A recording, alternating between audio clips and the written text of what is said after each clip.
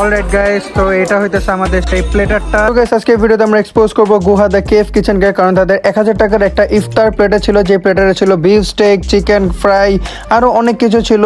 And আমি খাওয়ার পরে একদম পাগল হয়ে যায়, যেটা তোমরা ভিডিওতে দেখতেই পারতেছো। তাহলে আমি কেন বলতেছি যে আমি এই গুহা কেভ কিচেনকে এক্সপোজ করব, বা কেন টাইটেলে দেওয়া আছে যে এক্সপোজ করব, সেটা জানতে হলে তোমাদের ভিডিওটা পুরো দেখতে হবে, তাহলে তোমরা বুঝতে পারবা। So let's get started. আসসালামু আলাইকুম গাইস, কি অবস্থা সবার, কেমন আছেন সবাই? আশা করি সবাই খুব বেশি ভালো আছেন। সো গাইস আজকে ভিডিওটা অনেক বেশি ইন্টারেস্টিং, বিকজ আজকের ভিডিওতে আমরা বাইরে ইফতার করব, কারণ বাসায় ইফতার করতে করতে খুব বেশি বোরিং লাগতেছিল। তাই আমরা কাজিনরা সবাই চিন্তা করছি যে বাইরে ইফতার করা যায়। তো বাইরে আজকে যে রেস্টুরেন্টে ইফতার করতেছি, ওই রেস্টুরেন্টে আগে রিজার্ভেশন দিতে হয়, তারপর হলো আমরা কি খাবার অর্ডার করব ওইটাও আগে থেকে রিজার্ভেশন দিয়ে রাখতে হয়। তো এই জিনিসটা কোয়াইট আমার কাছে ইন্টারেস্টিং লাগছে যে আসলে এটা কীরকম। নর্মালি কিন্তু বাফেটে গেলে রিজার্ভেশন দিতে হয়, বাট রেস্টুরেন্টে কিন্তু এরকম রিজার্ভেশন দিতে হয় না। ঢাকার মধ্যে বাইরে জায়গায় হয়তো দিতে হয়, বাট ঢাকার মধ্যে রিজার্ভেশন দিতে হয় না। বাট এইদিকে আরেকটা এক্সট্রা কি হলো যে ফুড আলাদাভাবে অর্ডার করতে হবে, তারপর আমরা যদি রেস্টুরেন্টে যাই তারপর আমরা আমাদের ফুড পাবো। তো অ্যান্ড আমি আজকে জানি তুমি আজকে ওই খাবারটা রিভিউ করবো। হ্যাঁ, তো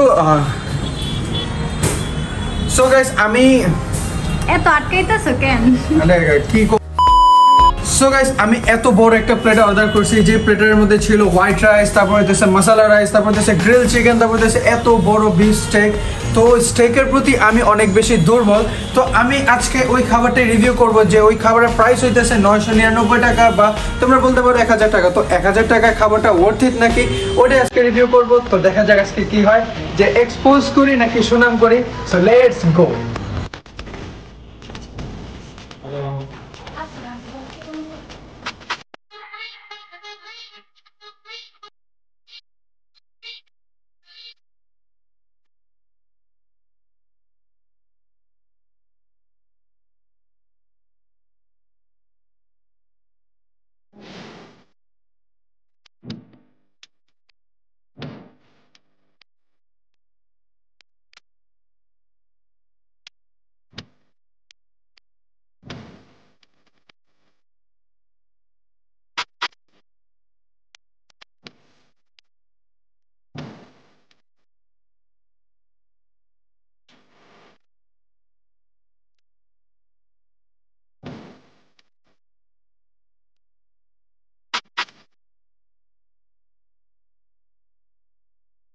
অলরাইট গাইস, তো আমরা বাসা থেকে বের হয়েছিলাম 4:30টায়, কারণ এই রেস্টুরেন্টটা ধানমন্ডিতে। আমাদের বাসা থেকে যাইতে সর্বোচ্চ আধা ঘন্টা থেকে 45 মিনিট লাগবে। তো আমরা বের হয়েছি তো 4:30টায়, আর এখন বাজতেছে 5:45, আর এখন আমরা রাস্তার মধ্যেই আছি।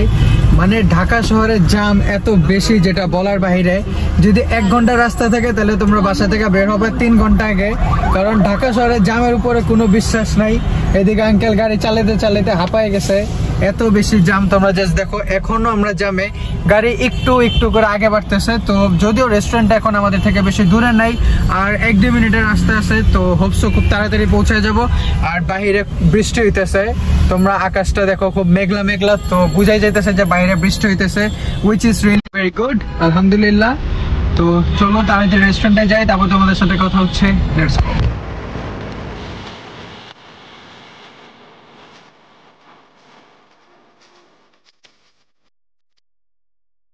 অলরাইট গাইস, তো ফাইনালি ইফতারের বাকি আছে আর আধা ঘন্টা, এন্ড ফাইনালি আমরা আসছি এই বিল্ডিং এ। এই বিল্ডিংটা হইতেছে সেই রেস্টুরেন্ট। তো বাইরে অনেক নয়েজ, চলো তাড়াতাড়ি ভিতরে যাই, লেটস গো।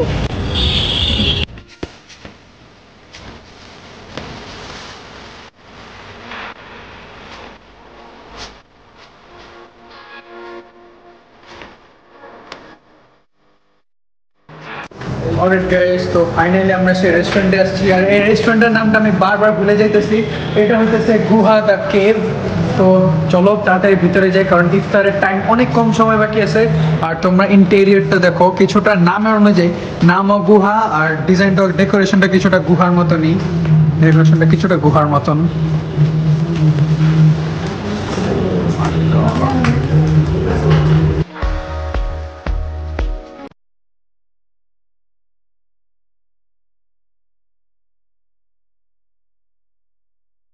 গাইস, তো আমাদের তো অর্ডার দেওয়া আছে, তো এখন আমরা ওয়েট করতেছি যে আজানের। তো আজান দিলে একবার আমরা রোজাটা খুলবো, অ্যান্ড রোজা খোলার পরে তারপর একবার ইফতার করব, তখন তোমাদের প্লেটারটা দেখাই দেবো আমার।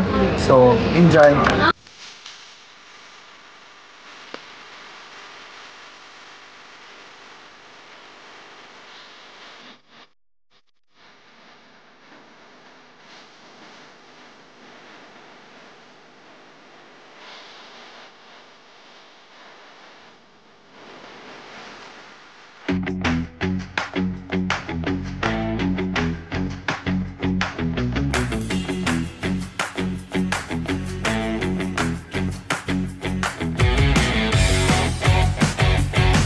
তো এদিকে আসছিল আমাদের পাস্তা, অ্যান্ড এই পাস্তাটা অর্ডার দিছে উই।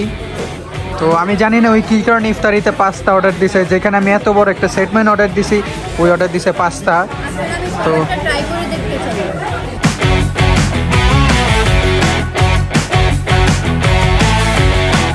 অ্যাট দিস মোমেন্ট আমি বসেছিলাম আমার প্লেটারের জন্য, যেহেতু আমি আসার অনেকক্ষণ আগে, প্রায় 2-1 ঘন্টা আগে আমি আমার খাবারের রিজার্ভেশন দিয়েছিলাম, বাট স্টিল আমি সময় মতন আমার খাবারটা পাই নাই, যেটা কোয়াইট ডিসঅ্যাপয়েন্টিং ছিল।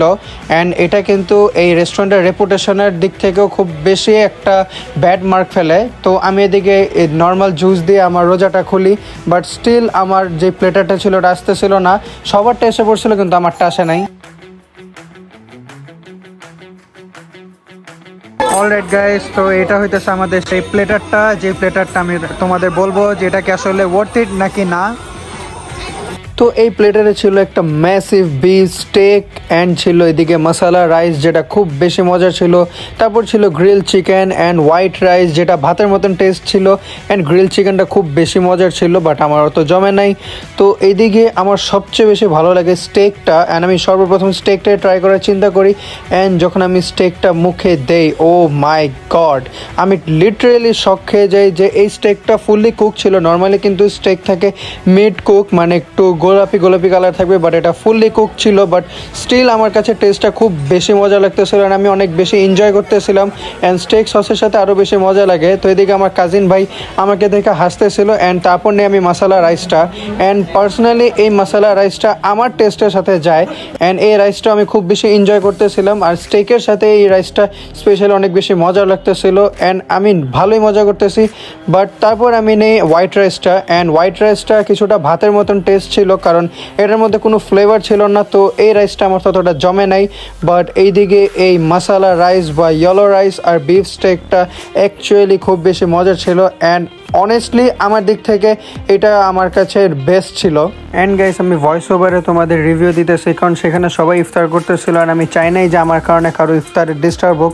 তো তারপর আমি স্টেকটা খাওয়ার পরে চিকেনটা নেই, অ্যান্ড তোমরা জাস্ট চিকেনের স্কিনটা দেখো, এই স্কিনটাই খুব বেশি জুসি ছিল আর পুরাই ফ্লেভারফুল ছিল। তারপর আমি মাংসটা ছিঁড়ে নেই, আর তোমরা মাংসটা দেখো কত বেশি জুসি, বাট সেটা আমার টেস্টের সাথে মিলে নেই, কারণ এই জুসিনেসটা চিকেনের যেই ফ্লেভার ছিল সেটার সাথে অতটা ম্যাচ করতেছিল না। বাট এই স্টেকটা খুব মাথা নষ্ট ছিল। তো আমি চিকেনটা ট্রাই করি, অ্যান্ড চিকেনটা ট্রাই করার পর মানে মজার ছিল, বাট সেটা আমার টেস্টের সাথে অতটা জমে নাই। হয়তো তোমাদের সাথে ভালো লাগতে পারে, যার যার টেস্ট আলাদা আলাদা হয়, বাট এই বিফ স্টেকটা খুব বেশি মজার ছিল। আর এদিকে আমার ছোটো বোন আমার ভিডিও করে দিতেছিল, তো আমি আমার ছোটো বোনরা বলতেছিলাম যে তুই জুম করে রাখ। আর এইদিকে আমি এইরকম রিভিউ দিতেছি, পাশে আমার বড় আপু, কাজিন আপু আমার এদিকে হাসতেছিল। তো জিনিসটা আমার কাছে খুবই মজার লাগছে। তারপরে এদিকে আমরা সবাই একসাথে ইফতার করতে থাকি, অ্যান্ড আসলে রোজার মাসে এটাই মজা যে সবাই আমরা একসাথে ইফতার করতেছি, সবাই হাসাহাসি করতেছি, মজা করতেছি, কে কেমন আছে এটা জিজ্ঞেস করতে পারতেছি। অ্যান্ড গাইস, এই ফিরনিটা খুব বেশি মজার ছিল। এই ফিরনিটার মধ্যে একটু হোমমেড ভাইবস দিতেছিল। নর্মালি বাইরের ফিরনি এত বেশি পাতলা হয় না বা কালারটা এরকম হয় না, বাট এটা একদম হোমমেড লাগতেছিল। আর এদিকে সবাই মজা করতেছিল, এদিকে আমার দুলাভাই ছিল, কাজিনরা ছিল, সবাই হাসাহাসি করতেছিল, কে কি করবে, কে ঈদে কি পড়বে এসব প্ল্যান করতেছিল। আসলে রোজার মাসে এটাই মজা যে সব আত্মীয় স্বজন সবাই একসাথে ইফতার করলে এই জিনিসটা খুব বেশি ভালো লাগে। যদি রেস্টুরেন্টের ইন্টেরিয়ার ডেকোরেশনের কথা বলি, তাহলে অ্যাকচুয়ালি এটা খুবই অ্যাস্থেটিক একটা প্লেস, কারণ রেস্টুরেন্টের নাম যেরকম ছিল গুহা দ্য কেভ, অ্যাকচুয়ালি লাগতেছিল যে আমরা কোন একটা গুহা বা কোন একটা কেভের ভিতরে বসে ইফতার করতেছি। অ্যান্ড খুবই সুন্দরভাবে ডেকোরেশন করা, আমার কাছে পার্সোনালি খুব বেশি ভালো লাগছে। সবাই এদিকে যাওয়ার পর এনজয় করতেছে, করতেছিল, সবাই ছবি তুলতেছিল, খাবার দাবার খাইতেছিল অ্যান্ড খুবই প্রাইভেসি আছে রেস্টুরেন্টটায়। অ্যান্ড এইদিকে মেইনলি হইতেছিল স্টাফ বিহেভিয়ার ফ্যাক্ট করে একটা রেস্টুরেন্টে, অ্যান্ড তাদের স্টাফ বিহেভিয়ার খুব বেশি ভালো ছিল, সবারই ব্যবহার ভালো ছিল। ম্যানেজারও আমাকে বারবার জিজ্ঞেস করতেছিল যে স্যার আপনাদের ফুডটাকে এনজয় করতেছেন আপনারা। বাট প্রথমত আমার এই জিনিসটা খুব বেশি ডিসঅ্যাপয়েন্টিং লাগছে যে আমি ইফতারের 2-3 ঘন্টাকে অর্ডার করেছিলাম, বাট আমি আমার অর্ডারটা রাইট টাইমে পাই নাই, অ্যান্ড এই জিনিসটাই আমার কাছে একটু ডিসঅ্যাপয়েন্টিং লাগছে। অ্যান্ড যদি বলা যায় যে তাদের যে প্লেটারটা আমি নিয়েছিলাম, তো সেইখানে আমার কাছে সব কিছু ঠিক লাগছে, বাট 1000 টাকার প্লেটার হিসাবে সেখানে রাইসের কোয়ান্টিটি অনেক বেশি কম ছিল, অ্যান্ড রাইসটা অনেকটাই সল্টি ছিল, একটু লবণাক্ত বেশি ছিল, অ্যান্ড রাইসের কোয়ান্টিটি অনেক বেশি কম ছিল, যেটা আমার কাছে অতটা জমে নেই। কারণ 1000 টাকা প্লেটার হিসাবে রাইস খুবই কম ছিল। আমার শুরুতে লেগেছিল যে এই রাইসটা 3-4 জনের মতন হবে, বাট অ্যাকচুয়ালি এই রাইসটা আমার নিজের একজনের পক্ষেও খুব বেশি কম ছিল। অ্যান্ড আমি কিন্তু অত বেশি খাই না, বাট আমি এত কম খাই তাও আমার কাছে লাগছে যে না, আমার অনুযায়ী 2 রকমের রাইস হইলেও খুব বেশি কম ছিল।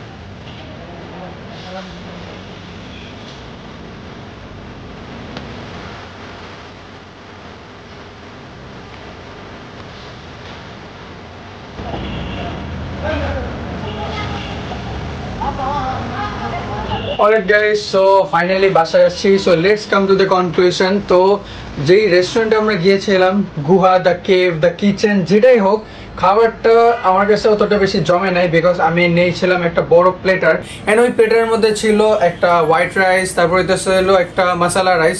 তো রাইসের ব্যাপারে আসি, রাইসগুলা কোয়ান্টিটি অনেক বেশি কম ছিল, যেরকমটা মেনুতে ছিল, যে মেনুতে ছিল অনেক বেশি রাইস হবে, বাট অ্যাকচুয়ালি কিন্তু রাইস অনেক বেশি কম ছিল। আমি যে প্লেটারটা নিয়েছিলাম ওই প্লেটারটা কিন্তু খুব বেশি বড় প্লেটার ছিল, যেটা 3 জনের অন্তত হবেই, যেটা আমি মেনু দেখে বুঝেছিলাম। বাট অ্যাকচুয়ালি যখন আমি প্লেটারটা সামনাসামনি দেখি, বাট প্লেটারটা দেখে আমার লাগছে যে এই প্লেটারটা একজনের পক্ষেও খুব বেশি কম হয়ে যাবে। যেমন আমি একা খেয়েছি প্লেটারটা, যেটা আমার কাছে অত বেশি ফুলফিল হয় নাই আমার চাহিদাটা। তো আমি বলতে পারি যে রাইসের কোয়ান্টিটিটা ছিল বিলো অ্যাভারেজ। তারপর আমরা আসি হলো আমাদের যে চিকেন ছিল, গ্রিল চিকেন। তো গ্রিল চিকেনটা খুব বেশি মজা ছিল, ওয়েল ম্যারিনেটেড ছিল। তো গ্রিল চিকেনটা আমার পক্ষ থেকে একটা টিক মার্ক পেয়ে যাবে। অ্যান্ড তারপর আসি বিফ স্টেকটা। আমি তোমাদের আগে বলছি যে আমি স্টেকের প্রতি অনেক বেশি উইক, তো ওদিকে স্টেকটা খুব বেশি মজার ছিল। বাট আমি নর্মালি স্টেক যেটা প্রেফার করি ওইটাতে হলো মেড কুক, মানে একটু পিঙ্ক পিঙ্ক কালার থাকবে, ওইটা হইতেছে হলো আসল স্টেক। বাট ওই স্টেকটা খুব বেশি কুক করা ছিল, ফুললি কুক ছিল, যার কারণে আমার স্টেকটা অত বেশি জমে নাই। বাট যখন আমি স্টেক সসের সাথে অ্যাড করছি তখন স্টেকটা আমার কাছে খুব বেশি মজা লাগছে। সো স্টেকটাও আমি বলতে পারবো যে ইটস ওকে, বাট রাইসের কোয়ান্টিটিটা খুব বেশি কম ছিল। অ্যান্ড আমার কাজিনরা অন্য প্লেটার নিছে, অ্যান্ড ওই সব প্লেটারও রাইসের কোয়ান্টিটি খুব বেশি কম ছিল। অ্যান্ড তারপর যদি আমরা বলি যে এরিয়াটা কেমন, ইন্টেরিয়ার ডিজাইনটা কেমন, সেটা খুব বেশি সুন্দর। যেরকম নাম ছিল গুহা, নাম অনুযায়ী তাদের যে ডেকোরেশনটাও একদম মানে গুহার মতনই, দ্য কেভ, একদম লাগতেছে যে আমরা একটা কেভের মধ্যে আছি, ওদিকে খাওয়া দাওয়া করতেছি, যেমনটা তোমরা দেখছো। তো অ্যাকচুয়ালি বলা যায় যে রেস্টুরেন্টটা মোটামুটি অত বেশি হাইও না, অত বেশি লোও না। যেমনটা আমি ভাবছিলাম যে রিজার্ভেশন দিতে হয়, আবার আগে থেকে ফুড রিজার্ভেশন দিতে হয়, আমি ভাবছিলাম যে খুব বেশি অন্যরকম হবে বা খুব বেশি হাইফাই হবে। বাট অ্যাকচুয়ালি বলা যায় যে এটা অ্যাভারেজ বলা যায়। আমি এটা বলবো না যে হাই বা বিলো, আমি বলতে পারবো যে মিড অ্যাভারেজ। তো নর্মালি রেস্টুরেন্টটা খুব বেশি সুন্দর ছিল অ্যান্ড তাদের যে স্টাফ বিহেভিয়ার ছিল, তারপর যে ম্যানেজার ছিল, সবার বিহেভিয়ার ঠিকঠাক ছিল। তারা বেশি সেন্সিটিভ ছিল তাদের কাজ নিয়ে। তো তাদের বিহেভিয়ার, তারপর তাদের প্রেজেন্টেশন, ওভারঅল সব কিছু ভালো ছিল। বাট তাদের ফুড কোয়ান্টিটিটা আমার কাছে অতটা বেশি জমে নাই, কারণ যেরকম প্রাইস ছিল 1000 টাকার মিল, 1000 টাকার মিল কিন্তু এরকম হওয়ার কথা না, 1000 টাকা কিন্তু আরও বেশি হওয়ার কথা ছিল। বাট 1000 টাকায় আমার লাগছে যে টাকাটা হয়তো ওভার প্রাইস।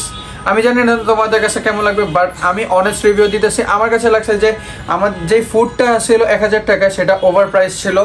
ওভারঅল যেই জায়গাটা ছিল, যেই এরিয়াটা ছিল, খুব বেশি সুন্দর ছিল। তো এটাই ছিল আজকের ভিডিওতে। আমি জানি না ভিডিওটা তোমাদের কাছে কেমন লাগছে, বাট আশা করি ভিডিওটা তোমাদের কাছে খুব বেশি ভালো লাগছে। সো দেখা হচ্ছে নেক্সট ব্লগে, যেটা খুব তাড়াতাড়ি আসতেছে। তত পর্যন্ত make sure to subscribe my YouTube channel and দেখা হচ্ছে নেক্সট ব্লগে, যেটা খুব বেশি তাড়াতাড়ি আসতেছে। অ্যান্ড তোমরা সাবস্ক্রাইব করো গাইস। তোমাদের মধ্যে অনেকজন আসছো যারা আমাকে সাবস্ক্রাইব করো না এখনো। তোমরা ভিডিও দেখো বাট সাবস্ক্রাইব করো না, যেটা খুব বেশি ব্যাড। সো সাবস্ক্রাইব করো, বেল আইকনটা ক্লিক করো। তারপর তোমাদের সাথে দেখা হচ্ছে নেক্সট ব্লগে। তত পর্যন্ত টাটা, হ্যাভ ফান, আল্লাহ হাফেজ, আসসালামু আলাইকুম।